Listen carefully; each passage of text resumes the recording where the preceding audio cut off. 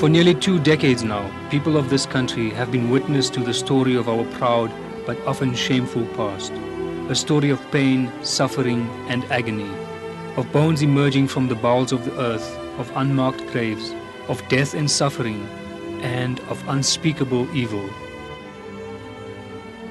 Evil is the power to subvert everything which is good and moral in the life of a human being.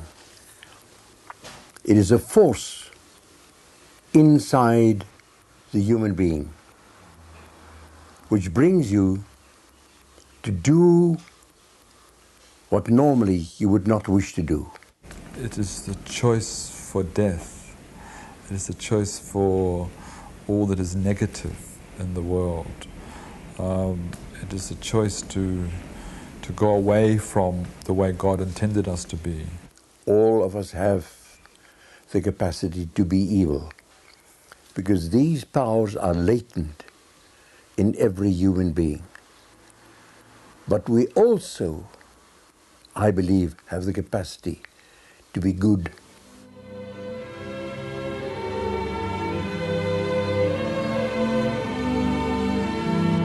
In this program, we are looking at evil, that which the Oxford Dictionary describes as a morally bad, wicked, very unpleasant or harmful. Our recent history is filled with men that did evil things. They were often the soldiers or policemen of apartheid's armies who went out at night to stab a knife into flesh, fire a bullet into brains, or send a letter bomb into the world.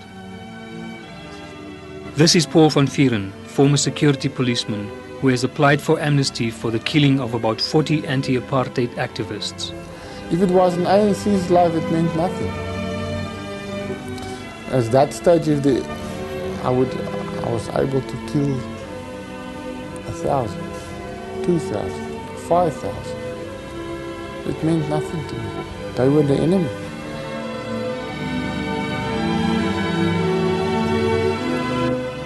Wouter Mens was a Vlakplaas policeman who had killed several people, including one of his own colleagues and 2 deaf children in a Botswana raid. But I didn't know that there were children, and I recall there were 2 deaf, numb children. That was evil in killing them, because they caused no threat to the security forces. They caused no threat. Myself, I didn't know that there were children in that house. I only found out later that evening. I mean, you make a braai around a person being burnt alive, being blown to pieces, and it's nothing. You don't see it. That's another thing, therefore, with evil. That evil has a tendency of, not only taking away from you the feeling that you are human, but it blinds your eyes. You can't see. It blinds your ears. You can't hear people crying. There's many a night you still wake up, dreams, you can't sleep, you're aggressive, you drink too much, all that. I've went to many a psychologist, and I've been there, it helps, but I have to go back. I have to go back time and time again. For as long as that evil is not confessed and not dealt with, it will remain with you. No, I'm not sorry for what I did. Like I've said in the past, I'm sorry for the people, for the waste of human life, because, say for instance, we killed another 2,000. There was no difference in the outcome of this whole political incident. Personally, I mean, I'm not God. I cannot really read his soul, his mind, but I'm just looking at the actions of the person. I can truly say they were evil, they were wicked. You can say I was nearly like a young lion, For me to participate in this kind of, to serve my country at such a level was a great honor. And when I was in the security police, it was one of the elite squads in the police, and we worked day and night, and Yes, it gave me a kick. Yes. Well, my immediate response to that is that we are being confronted by deep pathology. Somebody who gets kicks out of pain caused to others is profoundly ill, and also maybe profoundly ill in a moral sense. They were fellow Afrikaners, part of my people. I knew many of them. And I've asked myself, was it possible? How is it possible that they could have done what they did? And that some of them seemingly could have enjoyed what they did? Were they so deeply impregnated by this ideological concept of apartheid, a divine mission of Afrikaners, doing the will of God? All South Africans have been dehumanized by apartheid, whether we were the perpetrators, the victims, or whether we thought we were the bystanders, or whether we were some combination of all of those. I think there was a certain kind of madness in me and in my colleagues at that stage. You know, you became like a small god, because you were, you know, if somebody, you were talking about taking him out, you know, if somebody was in your way, it was easy just to take him away, then he's gone. But evil in a war situation, to make war, to take out your opposition, your enemy, I don't think you can describe that as evil.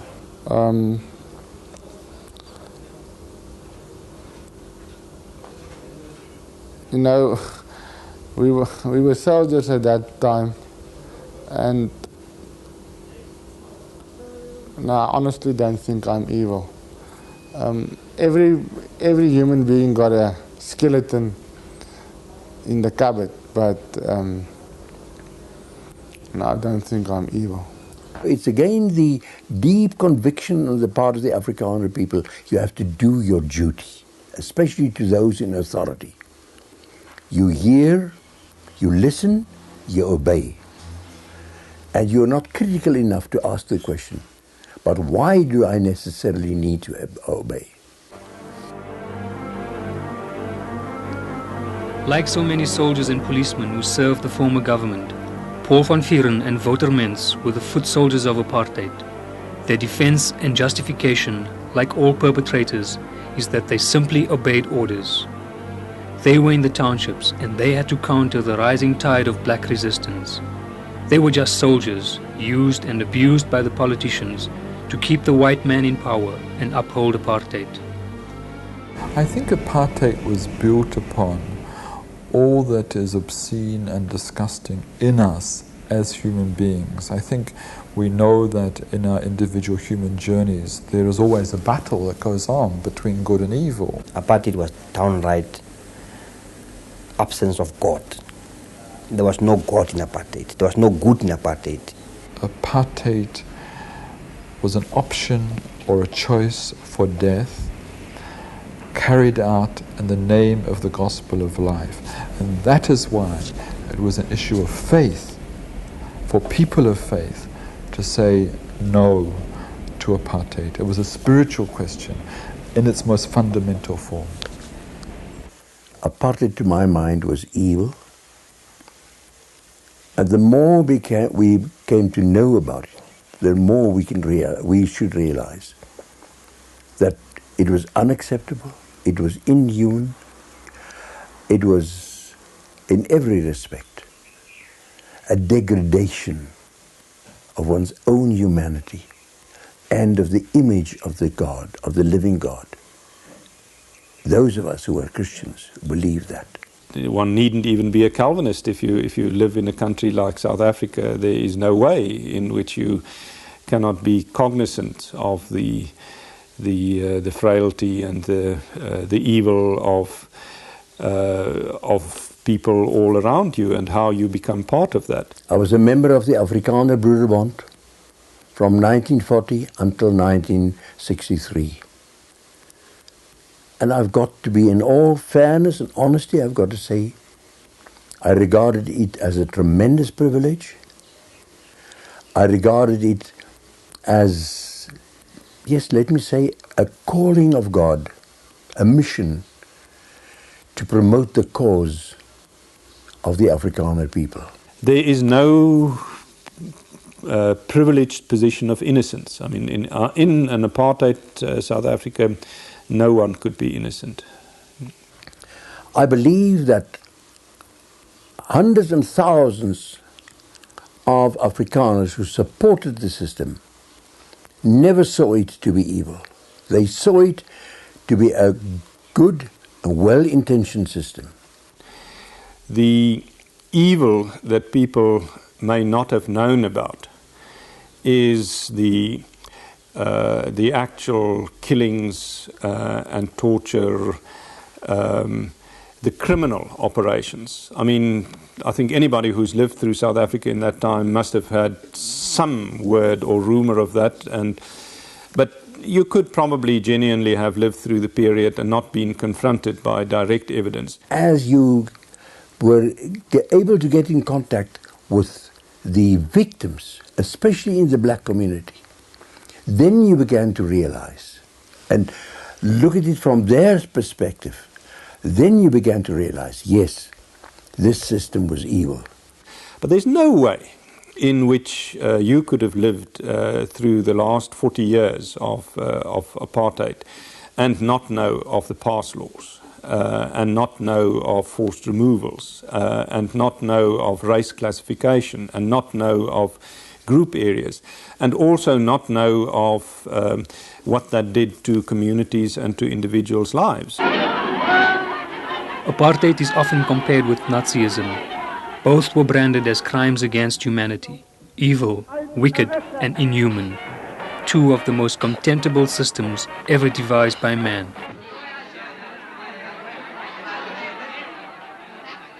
There were the parallels of the purity of a race, which we had also, the white race to be pure. The Nazis in Germany represented the majority. And when they acted against the Jews, then they acted against a small minority. There was the parallel of the divine mandate that was given to you, that you believed you had, in order to implement actions and programs and projects which could maim, gas, kill people without any compulsion of conscience. We had the same one. The Afrikaners and the whites in South Africa has all along been a minority. And so the social and the power relations are fundamentally different. I mean, that makes at one level the crime of apartheid, of a white minority rule, more extreme. There was never the intention to exterminate, to kill, the black community. Even if they didn't call it the final solution, one is look at the facts. How many black people were killed in the process, either struggling against apartheid and so on? How many black people died as a result of hunger? How many were disadvantaged in so many ways and so deprived of all sorts of opportunities? Adolf Hitler was the architect of National Socialism, while Hendrik Verwoerd and his successors designed a system they called separate development. I think what Verwoerd and Hitler had in common was that they were fanatics. That is the one thing. And I always regard fanatics as potentially very dangerous people because they will go through the wall if necessary in order to realize their plans, their schemes. Secondly, they propounded, I think, a policy that was anti-human. I do not believe that Dr. Hendrik Verwoerd ever saw that and wanted to see this as a policy of extermination. It is simply not true. And I do not believe that many others in the Nationalist Party, that they ever would subscribe to that. I think there's no doubt in my mind that there was a final solution in South Africa, and the final solution involved the forced removal of more than 3 million people from their homes.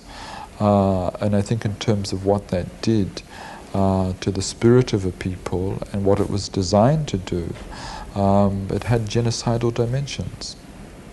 The more and more he began to implement what happened, the more and more he became also a prisoner of a system which eventually destroyed not only the Afrikaner people, but also destroyed the humanity of the lives of many of such people. Father Michael Lapsley was a victim of a letter bomb sent to him in Harare in April 1990. He was at the time an ANC chaplain and lost both hands and an eye in the explosion. I've always said that the person who I considered to be responsible, ultimately in a political and moral sense, was F.W. de Klerk,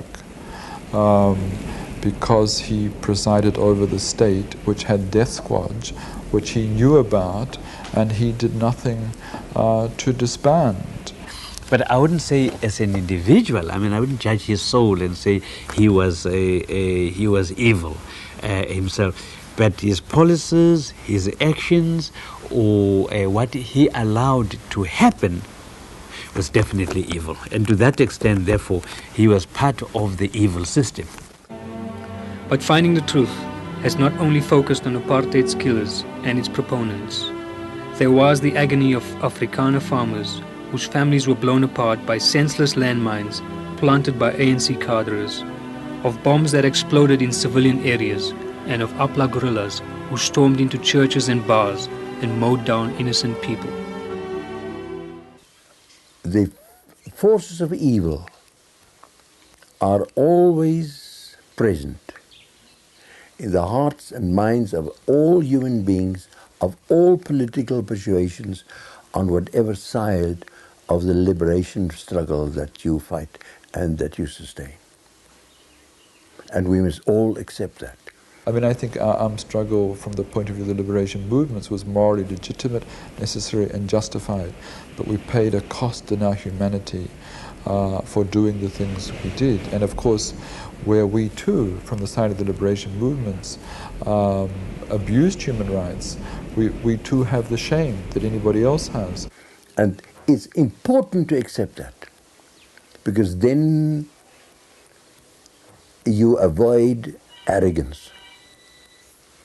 You remain humble, because then you realize that nobody has the full insight of the truth.